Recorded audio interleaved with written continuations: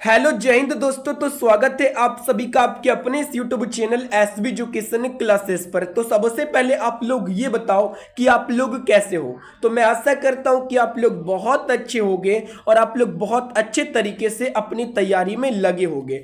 तो मैं आपकी तैयारी में और भी चार चांद लगाने के लिए इस वीडियो में लेके आ गया हूं साइंस के मोस्ट इंपोर्टेंट वन लाइनर के क्वेश्चन, और ये इसका पार्ट 5 वीडियो होने वाला है। इससे पहले 4 पार्ट हो चुके हैं।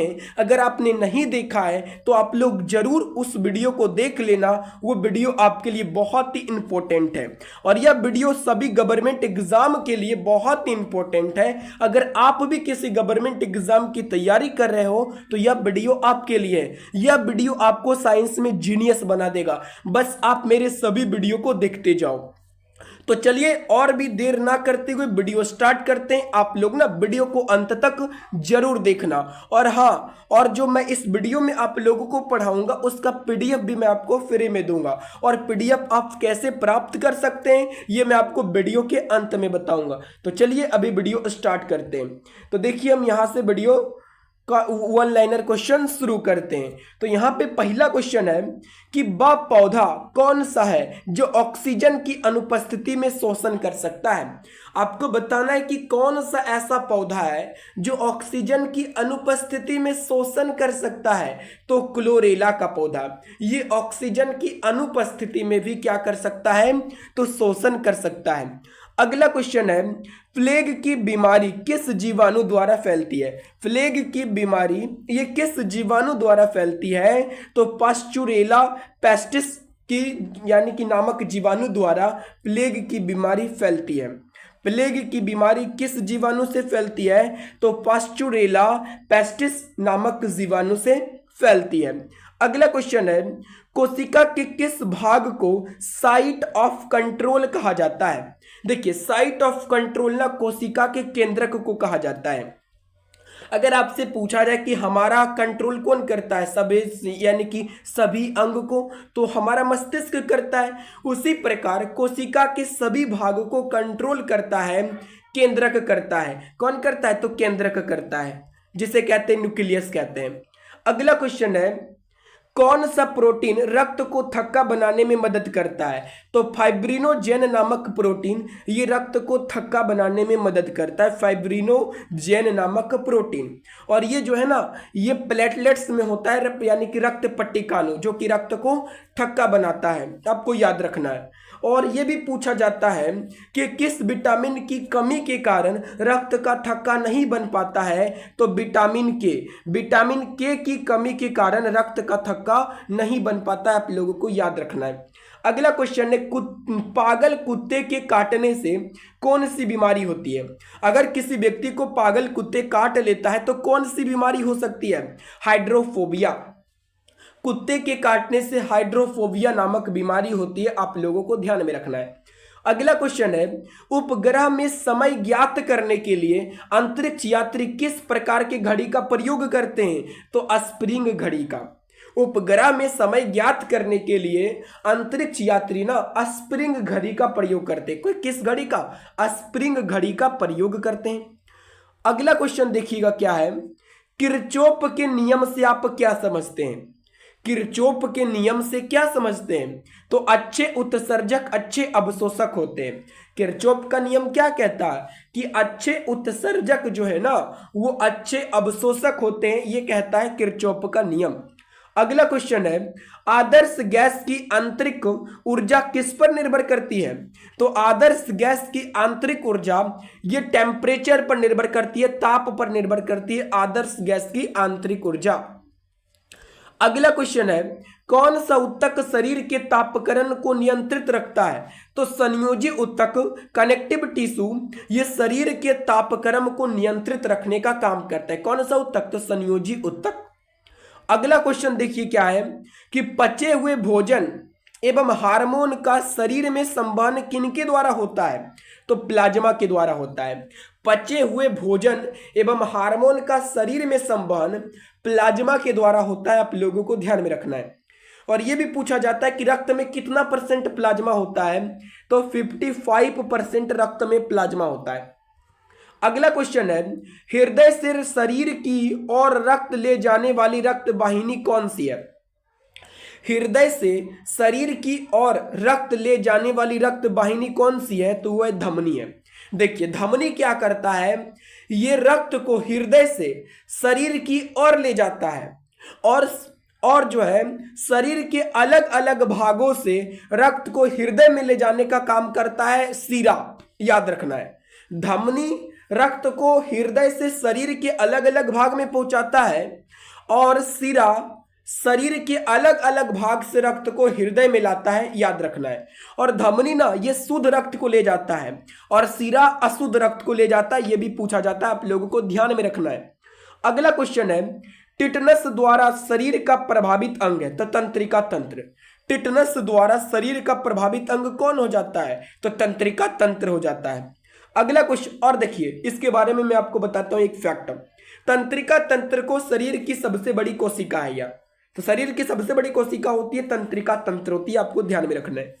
अगला क्वेश्चन है, शैवाल, ईस्ट, अमीबा में किस प्रकार का विभाजन होता है?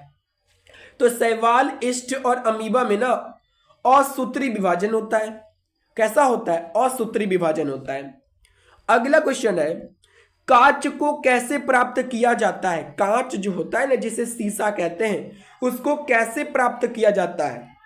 तो सोडियम कैल्शियम के कार्बोनेट को सिलिका के साथ गर्म करने पर कांच को कैसे बनाया जाता है? तो सोडियम और कैल्शियम, सोडियम हो या फिर कैल्शियम के कार्बोनेट को सिलिका के साथ जब गर्म किया जाता है तब कांच बनता है। याद रखना है। अगला क्वेश्चन है, नाखूनों और बालों में उगने वाले उत्तक को क्या कहते हैं? तो नाखून और बालों में उगने वाले उत्तक को क्रेटिनोफिलिक कहते हैं। क्या कहते हैं? क्रेटिनोफिलिक कहते हैं। नाखूनों और बालों में उगने वाले उत्तक को क्या कहते हैं? क्रेटिनोफिलिक कहते हैं। अगला क्वेश्चन है, जर्मन सिल्वर किसका मिश्रण होता है? तो जस्ता एवं निकील का मिश्रण होता है। जर्मन सिल्वर ये जस्ता एवं निकील का मिश्रण होता है, आप लोगों को ध्यान में रखना है। अगला क्वेश्चन है, किस खनिज को बेवकूफों का सोना के नाम से जाना जाता है? फूल्स गोल्ड। बेवकूफों का सोना किस खनिज को कहा जाता है? तो आयरन पायराइट या फिर आयरन सल्फाइट को बेवकूफों का सोना के नाम से जाना जाता है, आप लोगों को ध्यान में रखना है। अगला है, एक एंगस्ट्रम किसके बराबर होता है? तो याद रखना है आपको कि एक एंगस्ट्रम ये बराबर होता है 10 का पावर माइनस में 10 मीटर के बराबर होता है एक एंगस्ट्रम। अगला क्वेश्चन देख लीजिएगा आप लोग, क्या है? अगला क्वेश्चन है, डिहाइड्रेशन में शरीर में मुख्यतः किस रसायन की कमी हो जाती है? तो डिहाइड्रेशन में शरीर में सोडियम क्लोराइड की कमी हो जाती है। नमक, सोडियम क्लोराइड मतलब नमक की कमी हो जाती है डिहाइड्रेशन में। आप लोग ना मेरे बात को ध्यान से सुनते जाना, आप लोगों को याद हो जाएगा। और आप लोग इस वीडियो को कितना अच्छा से देख रहे हैं, मैं आपको वीडियो के अंत में 4 से 5 सवाल पूछूंगा। अगर आप इस वीडियो को पूरा अच्छा से देख रहे होंगे ना, तो आप लोग लास्ट में जो मैं आपसे 5 सवाल करूंगा वो आप लोग जरूर उसका उत्तर बता के जाएंगे।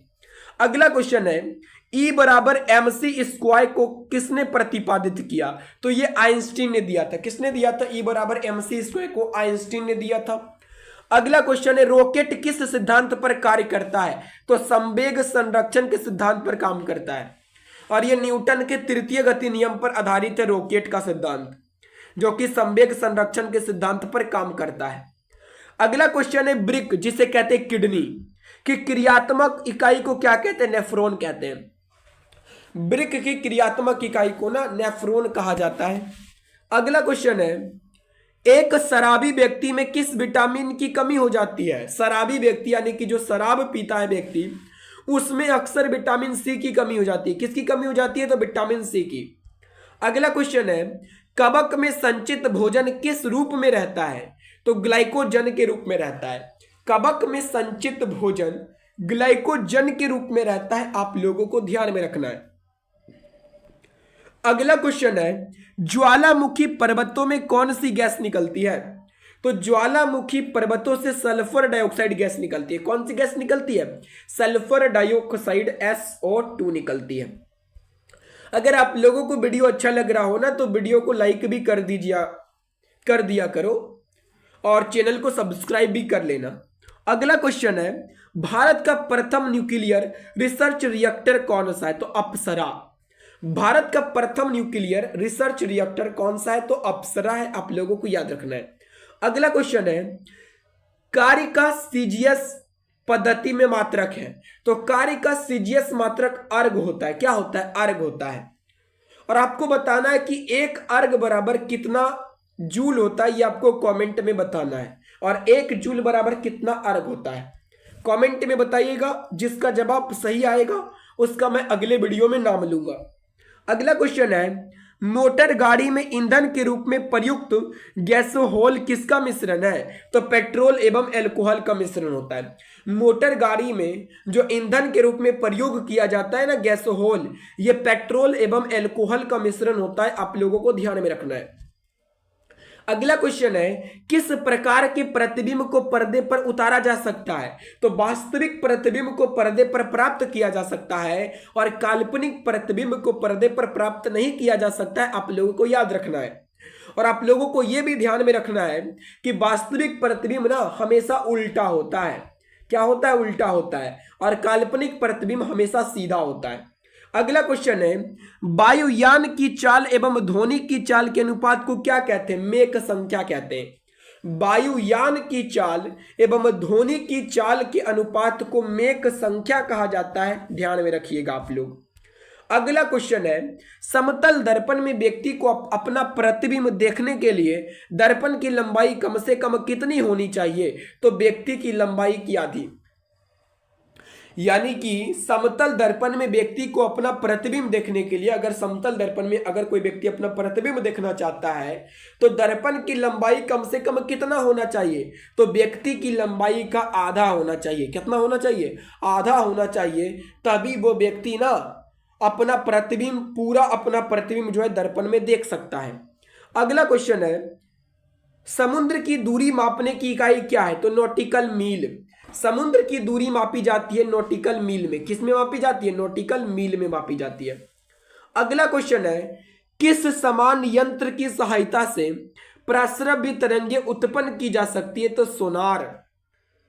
किस यंत्र की सहायता से प्रस्रव्य तरंगे उत्पन्न होती है? तो सोनार की सहायता से होती है। अगला क्वेश्चन है, लेंगरहैंस द्वीप कहां पाई जाती है? तो अग्नाशय में पाई जाती है, जिसे कहते हैं पेनक्रियाज। तो लेंगरहैंस द्वीप, ये पेनक्रियाज मतलब अग्नाशय में पाई जाती है, याद रखिएगा। अगला क्वेश्चन है, उत्तेजित भीड़ को तीतर बितर करने में पुलिस द्वारा प्रयोग की जाने वाली अश्रु गैस क्या होती है? अमोनिया। उत्तेजित भीड़ को तितर बितर करने के लिए, अगर मान लीजिए कि कहीं भीड़ हो गया, पब्लिक ने जो है धावा बोल दिया, भीड़ यानी कि पब्लिक का भीड़ लग गया, तो पुलिस द्वारा एक गैस प्रयोग किया जाता है, अश्रु गैस, वो अमोनिया होता है। अमोनिया का जैसे प्रयोग करता है ना, तो जो पब्लिक होता है ना उसको खांसी होने लगती है, जिससे जो है भीड़ जो है खत्म हो जाता है। अगला क्वेश्चन है, सिक्का किस धातु का बना होता है? तो सिक्का तांबा तथा टीन का बना होता है। आप लोग याद रखिएगा कि सिक्का ये तांबा तथा टीन का बना होता है। सिक्का में 88% तांबा होता है और 12% ना टीन होता है, याद रखिएगा आप लोग, याद रखिएगा, तभी तो आप लोग को वीडियो देखने का फायदा होगा। याद ही नहीं रखेंगे तो वीडियो देखने का फायदा क्या होगा? तो अगला क्वेश्चन है, टेस्ट ट्यूब बेबी का क्या अर्थ है? तो टेस्ट ट्यूब बेबी का अर्थ होता है पात्र निषेचन और फिर गर्भाशय में प्रतिरोपण।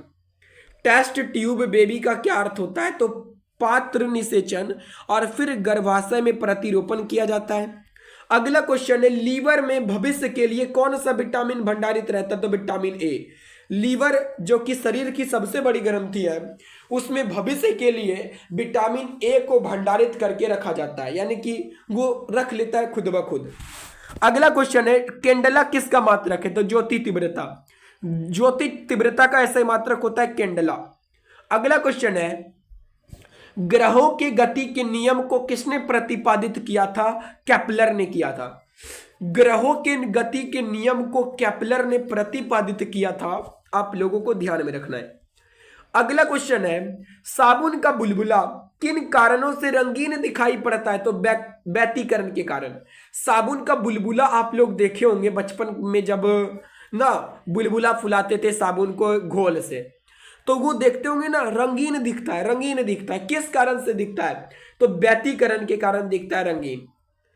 अगला क्वेश्चन है, किन्हें लाल द्रव के उपनाम से जाना जाता है? तो पोटेशियम परमैंगनेट। पोटेशियम परमैंगनेट यह कुएं में डालने वाली लाल दवा होती है के नाम से जाना जाता है, पोटेशियम परमैंगनेट को। अगला क्वेश्चन है, मनुष्य के लार में पाया जाने वाला एंजाइम है टाइलिन। मनुष्य के लार में कौन सा एंजाइम पाया जाता है? तो टाइलिन पाया जाता है, आप लोग याद रखिएगा। अगला क्वेश्चन है, चाबी भारी घड़ी में कौन सी ऊर्जा होती है? चाबी भरी घड़ी में कौन सी ऊर्जा होती है? तो स्थितिज ऊर्जा होती है, आप लोग याद रखिएगा, पोटेंशियल एनर्जी होता है। अगला क्वेश्चन है, तेल दीप की बत्ती में तेल किस कारण ऊपर उठता है? तो केशिकत्व क्रिया के कारण। तेल दीप की बत्ती में तेल केशिकत्व क्रिया के कारण क्या होता है? तो ऊपर उठता है। अगला क्वेश्चन है, ध्वनि की चाल अधिकतम किस में होती है? तो इस्पात में होती है। ध्वनि की चाल ना सबसे अधिक इस्पात में होती है। अगला क्वेश्चन है, सोनार अधिकांशतः किसके द्वारा प्रयोग में लाया जाता है? तो नौ संचालकों के द्वारा सोनार प्रयोग में लाया जाता है। अगला क्वेश्चन है, संतान के निर्धारण के लिए किनका गुणसूत्र उत्तरदायी होता है? संतान मतलब जन्म लेने वाला बच्चा लड़का पैदा होगा या लड़की पैदा होगा, ये किसके गुणसूत्र पर निर्भर करता है? माता के कि पिता के? पिता पर, मतलब पुरुष के गुणसूत्र पर निर्भर करता है कि जन्म लेने वाला बच्चा लड़का होगा या लड़की होगा। अगला क्वेश्चन है, महासागर में डूबी हुई वस्तुओं की स्थिति जानने के लिए किस यंत्र का उपयोग किया जाता है? तो सोनार का उपयोग किया जाता है। अगर महासागर में कोई वस्तु डूबी है तो उसकी स्थिति की, ये वस्तु कहां डूबी है, पता लगाने के लिए सोनार का प्रयोग किया जाता है, ध्यान में रखिएगा। अगला क्वेश्चन है, मस्तिष्क संबंधी बीमारियों का निरूपण किसके द्वारा होता है? ईईजी के द्वारा होता है। मस्तिष्क से संबंधित बीमारी का निरूपण ईईजी के द्वारा होता है, आप लोग याद रखिएगा। अगला क्वेश्चन है, शरीर में ऑक्सीजन की पूर्ति किसके माध्यम से होती है? तो लाल रक्त कोशिका के माध्यम से होती है, जिसे कहते हैं आरबीसी। तो शरीर में ऑक्सीजन की पूर्ति लाल रक्त कोशिका के द्वारा होती है। अगला क्वेश्चन है, स्वाइन फ्लू फैलाने वाला वायरस का नाम क्या है? तो H1N1 है। स्वाइन फ्लू फैलाने वाला वायरस का नाम है H1N1 है। अगला क्वेश्चन है, स्तनधारी वर्ग में रक्त का सबसे अधिक तापमान किसका होता है? तो बकरी का होता है। स्तनधारी वर्ग में रक्त का सबसे अधिक तापमान बकरी का होता है, लगभग 39 डिग्री सेल्सियस होता है, औसत 39 डिग्री सेल्सियस। तो ये थे कुछ वन लाइनर साइंस के इंपॉर्टेंट क्वेश्चन। तो मैं आशा करता हूं कि ये वीडियो आपको अच्छा लगा है। अब चलिए मैं आपसे कुछ सवाल करता हूं। अगर आप इस वीडियो को बहुत अच्छा से देखे होंगे ना, तो आप लोग इस सवाल का जवाब जरूर दे देंगे। तो पहला सवाल बताइए कि रक्त को ना हृदय से शरीर के अलग अलग भागों में कौन पहुंचाता है? पहला सवाल ये रहा आपका। दूसरा सवाल है कि कार्य का सीजीएस मात्रक क्या होता है? दूसरा सवाल। तीसरा सवाल है, काल्पनिक प्रतिबिंब कैसा होता है? ये बताइएगा, तीसरा सवाल। चौथा सवाल है आपका, अगर कोई वस्तु महासागर में डूबी हुई है तो उसका पता लगाने के लिए किस यंत्र का प्रयोग किया जाता है? ये चौथा सवाल है आपका। और आप लोग लास्ट पांचवा सवाल बताइएगा कि पागल कुत्ते के काटने से कौन सी बीमारी होती है? ये सभी 5 सवाल मैंने आपको इस वीडियो में बताया था। अगर आपने इस वीडियो को बहुत अच्छे से देखा होगा तो ये 5 सवाल का जवाब आप लोग जरूर दे दीजिएगा। तो चलिए मिलते हैं अगले वीडियो में। और आपको अगर इसका पीडीएफ चाहिए ना, तो आप लोग मेरे चैनल के बायो में लिंक होगा, बस ये आप क्लिक करके ना मेरे व्हाट्सएप ग्रुप में जुड़ जाइएगा, जहां से आप पीडीएफ प्राप्त कर सकते हैं। तो वीडियो देखने के लिए आप लोगों को तहे दिल से धन्यवाद। चलिए मिलते हैं अगले